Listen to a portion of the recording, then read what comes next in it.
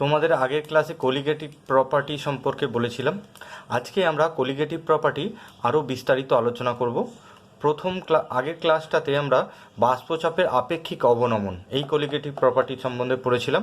আজকে স্ফুটনাঙ্কের উন্নয়ন এবং হিমাঙ্কের অবনমন সম্পর্কে পড়ব। পরে আমরা অভিশ্রবণ চাপ নিয়ে আলোচনা করব। কোলিগেটিভ প্রপার্টি হলো যে কোনো একটা ধর্ম যেটা দ্রাবকের প্রকৃতির ওপর নির্ভর করে না, শুধুমাত্র দ্রাবের কণার সংখ্যার ওপরে কিন্তু নির্ভর করে। ওই জন্য ইহাকে সংখ্যাগত ধর্ম বলা হয়। আজকে যে আমরা প্রথমটা পড়ব সেটা হচ্ছে স্ফুটনাঙ্কের উন্নয়ন। স্ফুটনাঙ্কের উন্নয়ন কি? যখন কোনো বিশুদ্ধ দ্রাবক যে উষ্ণতায় ফোটে সেটাকে বলা হচ্ছে তার স্ফুটনাঙ্ক। সেই দ্রাবকে যদি কিছু পরিমাণ অন্য অনুদ্বায়ী কঠিন দ্রাব মিশিয়ে দেওয়া হয় যথাক্রমে এই রকম, তাহলে যে দ্রবণ প্রস্তুত হবে সেই দ্রবণের স্ফুটনাঙ্ক কিন্তু কি হবে? বিশুদ্ধ দ্রাবকের স্ফুটনাঙ্কের তুলনায় কিন্তু বেশি হবে। আমরা এটা বাস্তব জীবনেও দেখেছি যে জল যে উষ্ণতায় ফোটে ওতে যদি কিছু পরিমাণ নুন মিশিয়ে দেওয়া হয় তাহলে দেখা যাবে তার স্ফুটনাঙ্ক কিন্তু উন্নতি হচ্ছে, অর্থাৎ বেশি হচ্ছে। যেটা 100 ডিগ্রিতে ফুটতো সেটা 100 থেকে বেশি ডিগ্রি উষ্ণতায় ফোটে, ফলে সহজেই কিন্তু ডিম বা অন্যান্য খাদ্য জাতীয় দ্রব্য কিন্তু সহজেই দ্রুততার সঙ্গে সিদ্ধ হয়ে যায়। এখন আমরা জানবো ওই বয়েলিং পয়েন্ট কাকে বলে। বয়েলিং পয়েন্ট বা বিপি হলো যে উষ্ণতায় বিশুদ্ধ দ্রাবকের বাষ্পচাপ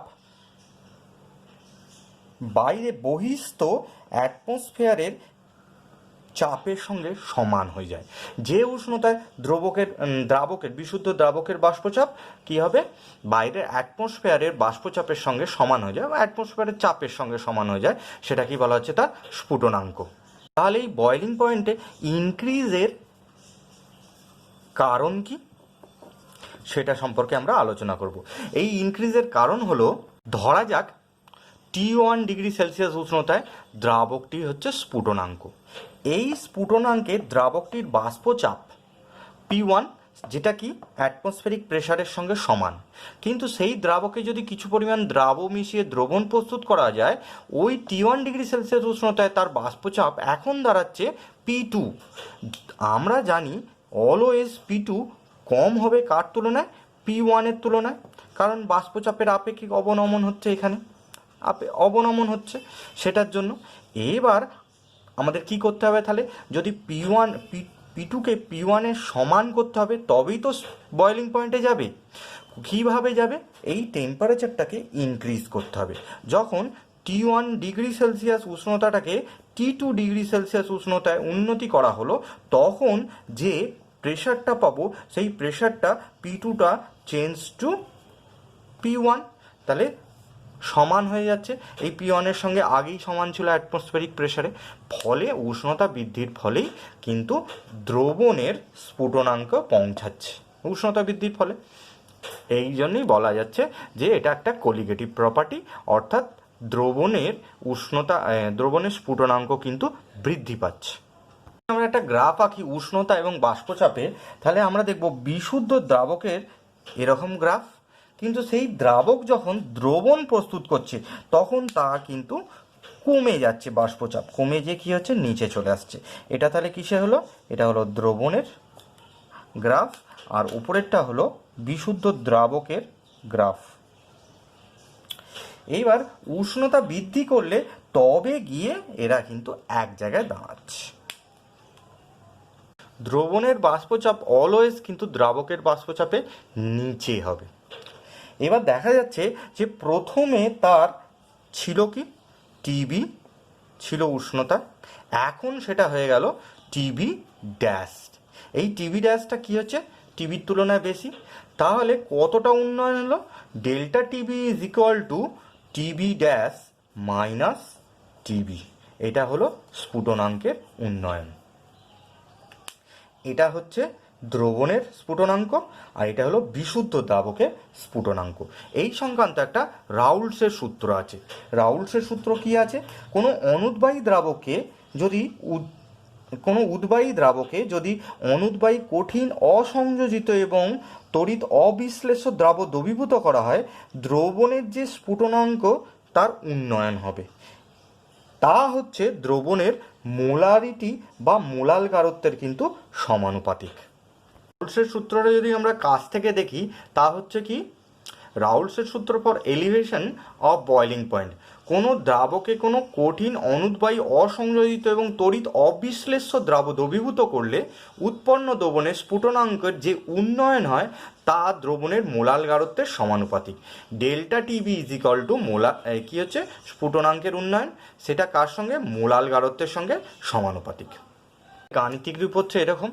এখান থেকে আমরা একটু এগিয়ে যেতে পারি কি, টিবি ড্যাশ মাইনাস টিবি, বা একে লেখা যায় কি delta TB is equal to K B into M. এখানে B stands for boiling point. যেহেতু এখানে স্ফুটনাঙ্ক, এটাকে বলা হচ্ছে কি, এটা হচ্ছে বয়লিং পয়েন্ট কনস্ট্যান্ট।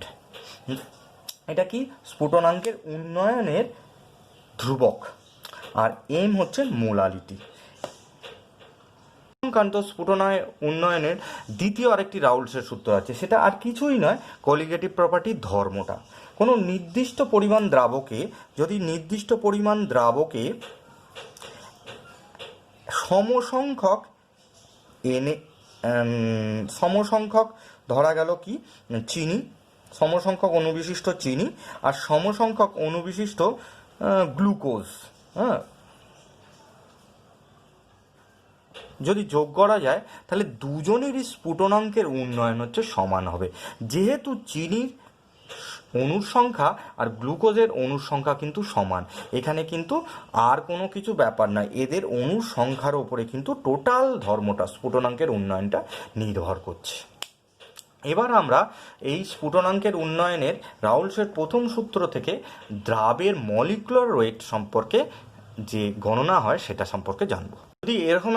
যদি এরকম একটা কন্ডিশন নিই, দ্রাবকের W1 গ্রাম যার মলিকুলার ওয়েট M1, তাতে যদি W2 গ্রাম দ্রবীভূত হয় যার মলিকুলার ওয়েট হলো M2, এক্ষেত্রে তখন দ্রাবের মোল সংখ্যা কত হবে, W2/M2।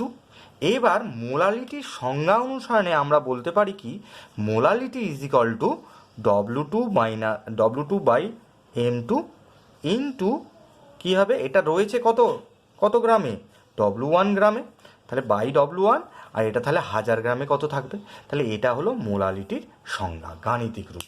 তাহলে এর সঙ্গে এবার আমি যদি এই সূত্রে এই মানটা পুট করি তাহলে দাঁড়াচ্ছে delta TB is equal to K B into W2 into 1000 by M2 into W1।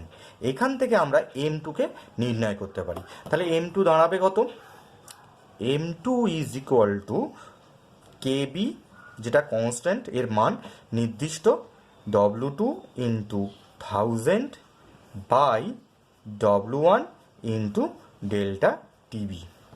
এখানে কোনো একটি জিনিস, এখানে M2র মান জানা যাবে যদি সবকটার মান আমরা জেনে থাকি, তাহলে আমরা কিন্তু নির্ণয় করতে পারবো। এখান থেকে কিন্তু খুব ম্যাথ আসে।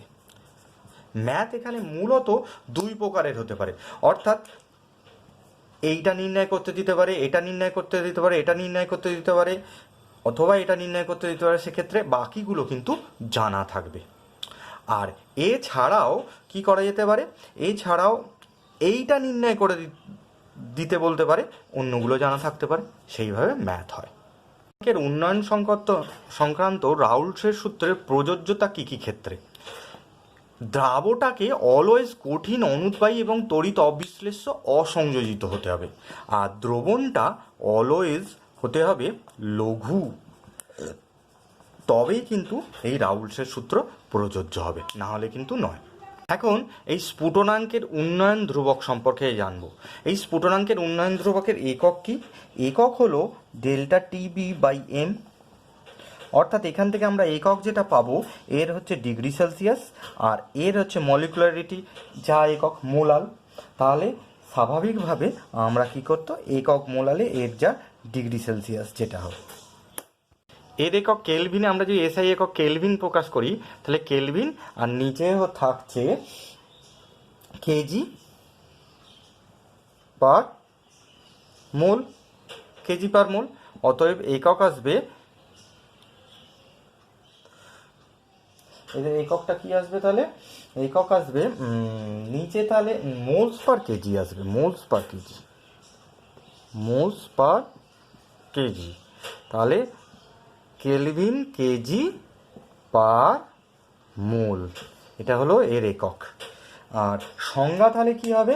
1000 গ্রাম কোনো দ্রাবকে 1 গ্রাম অনুপরিমাণ কোনো অনুদ্বায়ী তড়িৎ অবিশ্লেষ্য দ্রবীভূত করলে দ্রবণের যে স্ফুটনাঙ্ক বৃদ্ধি হয় তাকেই বলা হচ্ছে কেবি। এই কেবি কিন্তু মোটামুটি দ্রাবকের প্রকৃতির ওপর নির্ভর করে।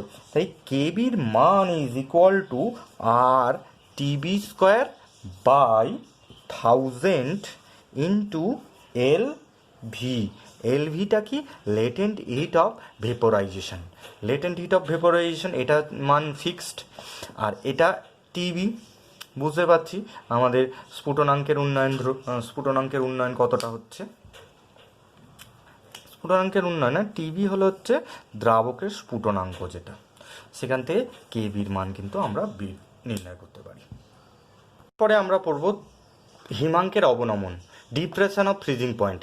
এখান মনে রাখতে হবে হিমাঙ্ক কি? হিমাঙ্ক হলো যে উষ্ণতায় কঠিন তরলে অথবা তরল কঠিনে পরিবর্তিত হয়, এবং যতক্ষণ না সম্পূর্ণ পরিবর্তিত হচ্ছে ওই উষ্ণতাটা কিন্তু স্থির থাকে। এই অবস্থায় আমরা যদি দেখি তরল আর কঠিনের মধ্যে একটা সাম্যাবস্থা বিরাজ করছে।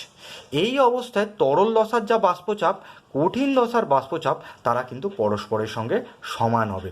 তখনই কিন্তু ওই উষ্ণতাটাকে বলা যাবে কিন্তু হিমাঙ্ক। এখানে হচ্ছে কি, যখন বিশুদ্ধ দ্রাবক থাকছে তার যদি T1 কে উষ্ণতার যদি হিমাঙ্ক হয়, সেই উষ্ণতায় নিয়ে গেলে সেই কঠিন দ্রাবকে পরিণত হয়ে যাবে এবং উষ্ণতাটা ফিক্স থাকবে। তরল দ্রাবকের বাষ্পচাপ এবং কঠিন দ্রাবকের বাষ্পচাপ দুটো সমান এই ক্ষেত্রে। কিন্তু যখন ওই দ্রাবকের মধ্যে কিছু পরিমাণ অনুদ্বায়ী দ্রাবক মিশিয়ে দিয়ে একটা দ্রবণ প্রস্তুত করে দেওয়া হবে এবং উষ্ণতাটা যদি T1 ডিগ্রিতে নিয়ে যাওয়া হয়, T1 কেলভিনে নিয়ে যাওয়া হয়, তাহলেও কিন্তু সেই হিমাঙ্ক অ্যাচিভ করবে না। অর্থাৎ দ্রবণের ভেতরে দ্রাবকটা কঠিনে কিন্তু পরিণত হবে না। এর কারণ কি? কারণটা বুঝতে গেলে এই চিত্রটা ভালো করে বুঝতে হবে। বিশুদ্ধ দ্রাবককে যদি T1 ডিগ্রি উষ্ণতায় রাখা হয় তাহলে তার বাষ্পচাপ হচ্ছে P1, এবং ওই T1 ডিগ্রি উষ্ণতা যদি তার হিমাঙ্ক হয় তাহলে সে কি হবে? ওই উষ্ণতাতে কঠিন দ্রাবকে পরিণত হবে এবং তখনও তার বাষ্পচাপ P1ই হবে। এরও P1, এরও P1, যেহেতু এই দুটো সমান, তখনই কি হচ্ছে? তরল এবং কঠিনের মধ্যে সাম্যাবস্থা বিরাজ করছে। কিন্তু যখন ওই দ্রাবকের ভেতরে কিছু পরিমাণ দ্রাবক, অনুদ্বায়ী কঠিন দ্রাবক দিয়ে দেওয়া হলো, T1 ডিগ্রি কেলভিন উষ্ণতায় নিয়ে গেলে তার বাষ্পচাপ কিন্তু P1-এর সমান হবে না, সেটা একটা P2 হবে। কিন্তু এই P2টা অলওয়েজ কি হবে? P1-এর থেকে কম হবে, কারণ আমরা জানি অবনমন হয় বাষ্পচাপে। তাহলে সমান হচ্ছে না, তাহলে এর ভেতরের যে তরল দ্রাবক রয়েছে তা কঠিনে পরিণত হবে না। তখন কি করতে হবে? তার উষ্ণতাটা T1 থেকে কমিয়ে T2 ডিগ্রি সেলসিয়াস উষ্ণতায় নিয়ে যাওয়া হবে। তাহলে তার বাষ্পচাপ অন্য আরেকটা হবে P3। দেখা গেছে ওই T1 ডিগ্রি সেলসিয়াস উষ্ণতাটাকে যখন T2-তে নিয়ে আসা হয়েছে, তখন যে বিশুদ্ধ দ্রাবক তার কঠিন অবস্থারও বাষ্পচাপ যেটা P1 থেকে P3-তে হয়ে যাচ্ছে। যেহেতু এই দুজনের বাষ্পচাপ সমান হয়ে যাচ্ছে কোন উষ্ণতা? T2 উষ্ণতায়, তখন কি হচ্ছে? দ্রবণের ভেতরের তরল দ্রাবক কি হবে? কঠিন দ্রাবকে পরিণত হয়ে যাবে। তখন দ্রবণটা তার হিমাঙ্ক অ্যাচিভ করবে। বুঝতে গেলে গ্রাফটা ভালো করে দেখতে হবে। এখানে যদি বাষ্পচাপ এবং উষ্ণতার একটা গ্রাফ আঁকি তাহলে দেখা যাবে কঠিন দ্রাবক ছিল এই অবস্থায়, এই উষ্ণতাতে কঠিন দ্রাবকের বাষ্পচাপ এবং তরল দ্রাবকের বাষ্পচাপ সমান হয়ে গেছে। তাহলে এই উষ্ণতাটা হচ্ছে তার স্ফুটনাঙ্ক। কার? ওই বিশুদ্ধ দ্রাবকের স্ফুটনাঙ্ক। এবার তার ভেতরে, এই দ্রাবকের ভেতরে কিছু পরিমাণ দ্রাব মিশিয়ে দেওয়া হয়েছে, তখন তার কি হয়ে যাচ্ছে, গ্রাফটা এই রকম, এখান পর্যন্ত একই এলো, তারপরে এই রকম। এই জায়গাতে দেখা যাচ্ছে কঠিন দ্রাবকের বাষ্পচাপের সঙ্গে এই তরল দ্রবণের বাষ্পচাপ সমান হয়ে যাচ্ছে। তাহলে এই পয়েন্টটা হলো দ্রবণের তাহলে কি হিমাঙ্ক, অর্থাৎ টি এফ ড্যাশ, এটা কিন্তু এর তুলনায় কম। তাহলে কি হবে, অবনমন delta T F is equal to T F minus T dash F. এইটা ইহা দেখা গেছে রাউলসের সূত্র অনুসারে ইহা মোলাল গারত্বের সঙ্গে সমানুপাতিক। তাহলে কি লেখা যেতে পারে, delta T F is equal to K F into M. এই হচ্ছে রাউলসের সূত্র। রাউলসের সূত্রকে আমরা এবার শব্দের ভাষায় জানব। রাউলসের সূত্র হিমাঙ্কের অবনমন সংক্রান্ত হচ্ছে, কোনো দ্রাবকে কঠিন অনুদ্বায়ী অসংযোজিত এবং তড়িৎ অবিশ্লেষ্য দ্রাব দ্রবীভূত করলে উৎপন্ন দ্রবণের যে হিমাঙ্কের অবনমন ঘটে তা দ্রবণের মোলাল গারত্বের সমানুপাতিক, যেটার গাণিতিক রূপ হলো এইটা, T F is equal to K F into M.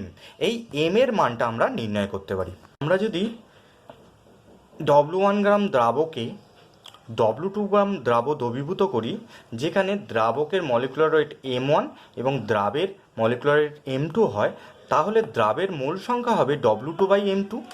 তাহলে W2/M2, সেখান থেকে মোলাল গারত্ব আমরা যদি নির্ণয় করি, তাহলে কি হবে, W2/M2 সেটা কতর মধ্যে রয়েছে, W1 গ্রামের ভেতরে রয়েছে, এটা তাহলে 1000 গ্রামের ভেতরে থাকলে কত হতো এইটা, তাহলে এটা মোলাল গারত্ব।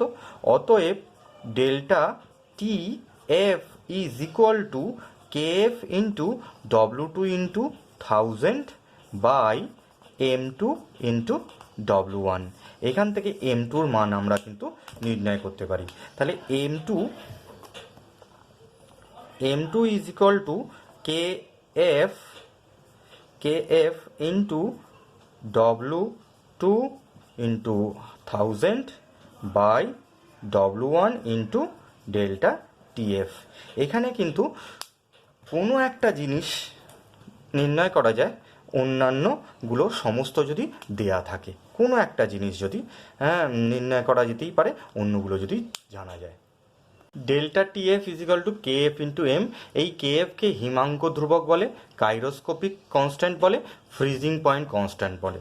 এই কে এফ এর একক কী হবে, ডেল্টা টিএফ বাই এম। এমকে একটু আগেই আমরা জানতে পেরেছি। এম এর কী ছিল, এম এর ছিল হচ্ছে মোলস পার কেজি। তাহলে ওপরে থাকছে এর একক দাঁড়াবে kelvin kg mole inverse, kelvin kg mole inverse. এবার আমরা জানি এই কেএফ এর মান দ্রাবকের প্রকৃতির ওপরে কিন্তু নির্ভর করে, শুধুমাত্র দ্রাবকের প্রকৃতির ওপরে নির্ভর করে।